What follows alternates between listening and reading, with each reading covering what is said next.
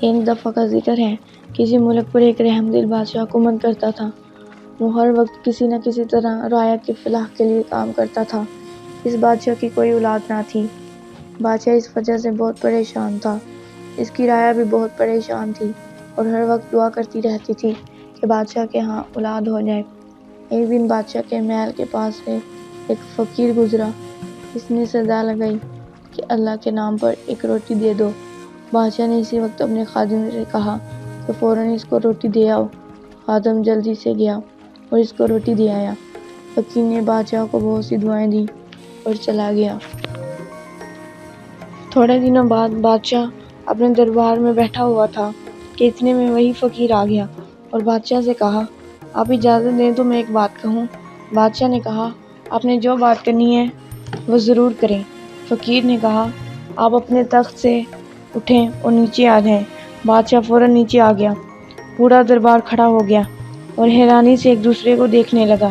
فقیر نے بادشاہ سے کہا، آپ اپنے تخت پر جا کر بیٹھ جائیں۔ بادشاہ اپنے تخت پر بیٹھ گیا اور فقیر یہ کہہ کر غائب ہو گیا کہ میں پھر آؤں گا۔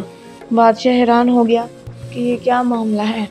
رات کو جب بادشاہ کتاب کا مطالعہ کر رہا تھا تو وہی فقیر پھر آیا اور کہنے لگا کہ میں ایک فرشتہ ہوں اور تمہارا امتحان لینے آیا ہوں۔ تم اس امتحان میں پاس ہو گئے ہو، بتاؤ تمہاری خواہش کیا ہے؟ بادشاہ نے کہا، میری تو صرف ایک ہی خواہش ہے کہ میری اولاد ہو جائے۔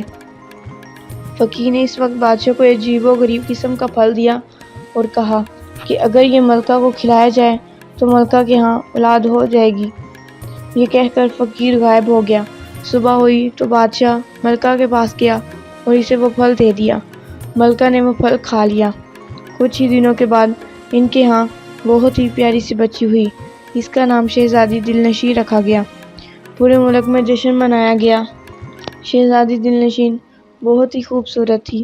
اس نے بچپن ہی میں تلوار بازی، گھڑ سواری اور بہت سے دوسرے فنون سیکھ لیے اور ان سب میں مہارت حاصل کر لی۔ ایک دن وہ اپنی سہیلیوں کے ساتھ باغ میں سیر کر رہی تھی کہ اچانک ایک جن حاضر ہوا اور شہزادی کو اٹھا کر لے گیا۔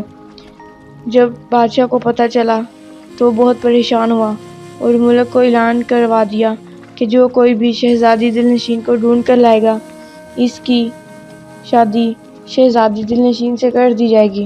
بہت سے بہادر نوجوان شہزادی کی تلاش میں نکلے لیکن ناکام ہوئے۔ ملکہ نے رو رو کر برا حال کر دیا تھا۔ ایک دن ایک ملک سے شہزادہ گلفام آیا۔ وہ بھی شہزادی کی تلاش میں چل پڑا۔ چلتے چلتے وہ ایک جنگل میں پہنچ گیا اور رات ہو گئی۔ وہ ایک درخت کی چھاپ پر لیٹ کر سو گیا۔ خواب میں اسے ایک بزرگ دکھائی دیے۔ وہ کہہ رہے تھے کہ شہزادی دلنشین کا لٹو جن اٹھا کر لے گیا ہے کیونکہ وہ شہزادی سے شادی کرنا چاہتا ہے۔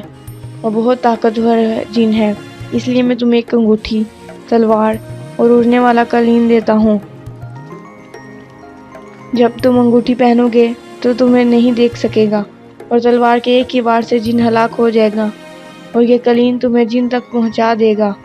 جلدی کرو بیٹا، دیر نہ کرو، نہیں تو اسے پتہ چل جائے گا، جلدی کرو۔ یہ کہہ کر بزرگ چلے گئے اور شہزادے گلفام کی آنکھ کھل گئی۔ یہ دیکھ کر وہ حیران ہو گیا۔ اس کے بزرگ کی دی ہوئی تینوں چیزیں موجود تھیں۔ صبح ہو گئی تھی، اس لیے شہزادہ گلفام نے قریبی چشمے سے منہ ہاتھ دھویا اور نماز پڑھ کر اڑنے والے قلین پر بیٹھ گیا اور قلین اڑنے لگا۔ 5 منٹ کے بعد شہزادے نے محسوس کیا کہ قلین جن کے محل میں پہنچ گیا ہے، اس لیے شہزادے نے جلدی سے انگوٹھی پہن لی اور اندر داخل ہو گیا۔ جب وہ اندر داخل ہوا تو ایک بڑے کمرے میں گیا اور وہاں اس نے دیکھا شہزادی ایک پلنگ پر سوئی ہوئی ہے۔ شہزادی کی آہٹ سے جاگ گئی اور کہنے لگی، شہزادے تم یہاں سے چلے جاؤ، خدا کے لیے تم یہاں سے چلے جاؤ تو جن تمہیں مار دے گا۔ شہزادے نے کہا، شہزادی تم گھبراؤ نہیں کیونکہ میں نے ایک ایسی انگوٹھی پہنی ہے جس سے مجھے جن نہیں دیکھ سکتا۔ پھر شہزادی نے کہا، میرے پاس ایک ترکیب ہے کہ میں کس طرح جن سے پوچھ لوں تمہاری جان کس چیز میں ہے۔ ابھی شہزادی یہ بات کہہ رہی تھی کہ ایک دم جن کمرے میں آدم بو کہتا ہوا داخل ہوا۔ شہزادی اسے دیکھ کر مسکرانے لگی اور کہا کہ جن تمہیں تو ایسے ہی وہم ہو گیا ہے، یہاں پر میرے اور تمہارے سوا کوئی بھی نہیں ہے، اور میں نے آج ایسا فیصلہ کیا ہے۔ جن نے پوچھا کہ تو نے کیا فیصلہ کیا ہے؟ شہزادی نے کہا، میں نے تم سے شادی کرنے کا فیصلہ کر لیا ہے۔ جن ایک دم بہت خوش ہو گیا۔ شہزادی نے کہا تم مجھے یہ بتاؤ کہ تمہاری جان کس چیز میں ہے؟ جن نے کہا، تم یہ کیوں پوچھ رہی ہو؟ شہزادی نے کہا، میں اس لیے پوچھ رہی ہوں تاکہ کوئی تمہیں ختم نہ کر دے۔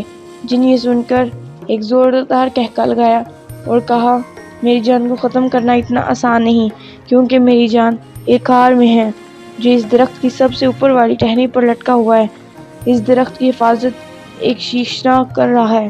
اگر وہ ہار کسی کو مل گیا پھر بھی میں نہیں مروں گا، بلکہ میرا ایک ہاتھ اور ایک ٹانگ کٹ گئی، اور جس کے پاس ہار ہوگا اس نے دوسری ٹانگ پر وار کیا تو میں دوبارہ ٹھیک ہو جاؤں گا اور میرے اندر پہلے سے دگنی طاقت آ جائے گی۔ یہ کہہ کر جن چلا گیا۔ شہزادہ گلفام بھی یہ سب سن رہا تھا۔ اس نے شہزادی سے کہا کہ تم فکر نہ کرو، میں جلدی آؤں گا، تم دعا کرنا۔ پھر شہزادہ کلین پر جا بیٹھا اور شیشنا کے پاس جانے کا حکم دیا۔ کلین تھوڑی دیر کے بعد وہاں پہنچ گیا۔ اس نے دیکھا کہ ایک بہت بڑی پہاڑی ہے، اور پہاڑی کے سب سے اوپر ایک بہت ہی خوبصورت درخت ہے، اور اس کی سب سے اوپر والی ٹہنی پر ایک بہت خوبصورت ہار لٹکا ہوا ہے جس میں 7 قسم کی روشنی نکل رہی ہے۔ شہزادے نے پہاڑی پر پہلا قدم رکھا ہی تھا کہ ایک بہت بڑا کالا ناگ اس کی طرف بڑھنے لگا۔ شہزادہ پہلے تو ڈر گیا، لیکن پھر ہمت کر کے آگے بڑھا اور در پہ وار کر کے ناگ کو مار دیا۔ پھر وہ آگے بڑھا اور درخت سے وہ ہار لے لیا۔ پھر شہزادہ کلین پر آ گیا اور اسے اڑنے کا حکم دیا۔ کلین تھوڑی دیر کے بعد شہزادی کے پاس پہنچ گیا۔ جب وہ شہزادی کے پاس پہنچا تو اسی وقت جن بھی آ گیا۔ جن نے جب شہزادے کے ہاتھ میں وہ ہار دیکھا تو اس کی منتیں کرنے لگا، خدا کے لیے یہ ہار چھوڑ دو، لیکن شہزادے نے اس وقت ہار کو توڑ دیا۔ ہار کو توڑتے ہی اس نے دیکھا کہ جن تڑپ کر کہہ رہا ہے، میری دوسری ٹانگ پر بھی وار کرو، لیکن شہزادے نے دوسری ٹانگ پر وار نہیں کیا، اور دیکھتے ہی دیکھتے جن تڑپ کر مر گیا۔ جن کے مرتے ہی ایک زوردار دھماکہ ہوا اور سب کچھ غائب ہو گیا۔ جب دھواں چھٹا تو شہزادے نے اپنے آپ کو اور شہزادی کو ایک میدان میں پایا۔ وہ دونوں کلین پر بیٹھ گئے اور شہزادے نے کلین کو حکم دیا کہ محل میں چلو۔ کچھ ہی دیر کے بعد شہزادہ اور شہزادی محل میں پہنچ گئے۔ محل میں پہنچتے ہی بزرگ کی دی ہوئی تینوں چیزیں غائب ہو گئیں۔ بادشاہ نے جب سب معاملات کا پتہ چلا تو وہ بہت خوش ہوا۔ شہزادہ اور شہزادی کی شادی ہو گئی، اور اس کے بعد بادشاہ نے ساری سلطنت شہزادے کو سونپ دی اور خود یاد الہی میں مصروف ہو گیا۔ سب ہنسی خوشی رہنے لگے۔